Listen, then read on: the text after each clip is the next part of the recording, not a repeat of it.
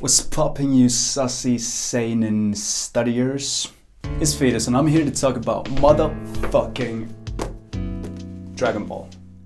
This is my favorite manga. This video is totally unscripted, but I have a couple of pointers on my phone so that I don't start rambling. And the first thing I wrote down and that I want to get out of the way is that my favorite does not equal my best. There is a multitude of manga that I've read that I consider better than Dragon Ball. Almost every manga that I've read I consider better than Dragon Ball. But I have yet to find a series that gives me as much enjoyment as this one. Why do I like it so much though? Well, nostalgia.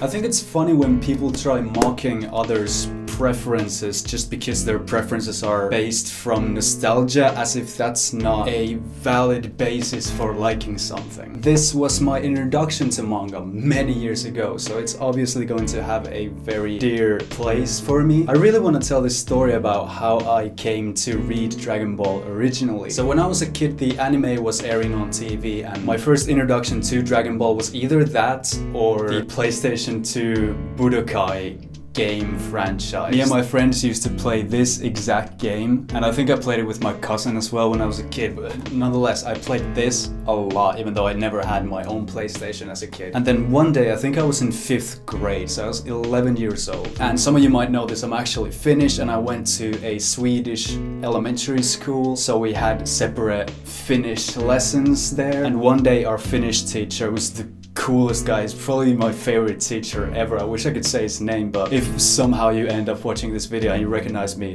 big ups to you. Yeah, our Finnish teacher took us to the library to borrow books that we were supposed to make presentations of. And I went around the library looking and I saw these Dragon Ball books. The last 4 volumes of Dragon Ball were right there on the shelf. Yeah, that's the reason why these might look weird to you. I don't know how the American volumes or I think the Japanese volumes are at least white. But yeah, these are the Finnish volumes. So yeah, our city library had these 4 books and I borrowed them and asked my teacher if I can make a presentation from these, even though they are obviously comics and not proper books. And I think he just looked at them, went, well, that's a lot of pages at the very least, go on ahead, and I made a presentation of the Boo Saga. That was my introduction to manga in general. And after that, I'd go to the library on a very consistent basis just to borrow those 4 books and read them over and over again. And eventually I started looking at the other manga they had. They really did not have a lot, but the one other series that they had multiple books of in order was Rave Master. The manga by,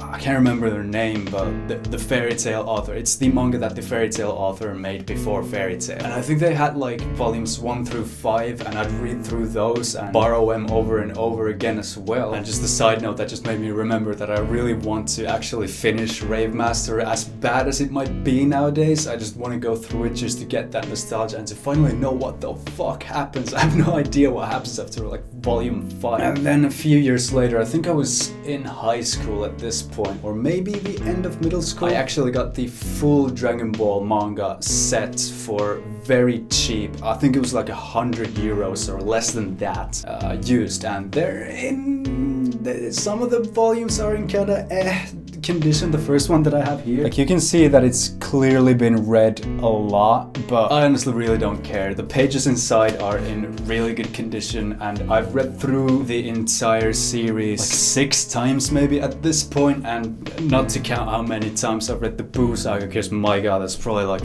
15 times I've read through it. I also really like Dragon Ball in the sense that I've always found it a very motivating series. Goku obviously goes through all these tournaments and builds himself up as a martial artist, which I find extremely cool, because I did martial arts from like age 9, I think, until age 16, 17, something like that. I did judo, aikido, and karate. I had to quit because I got some bad issues with my knee, and I decided to risk my knee while skateboarding instead of doing martial arts. So I skated for a couple of years, then fucked up my knee real bad. I had to go to a surgery. And now a month back, I started going to karate again, which has been so much fun. I almost feel like reading Dragon Ball through again just to get more motivated to do it and to find it even more exhilarating, because that's what Dragon Ball does for me. And this video is just kind of me gushing over this series with no much thought behind my words, but I hope you found it at least somewhat enjoyable. Don't forget to subscribe and turn on the bell notifications. 90% of the people who watch my channel aren't subscribed, so I'd really appreciate it if you did that. It really does help out with the channel. Follow me on Twitter and Twitch at fukurou fetus, and yeah,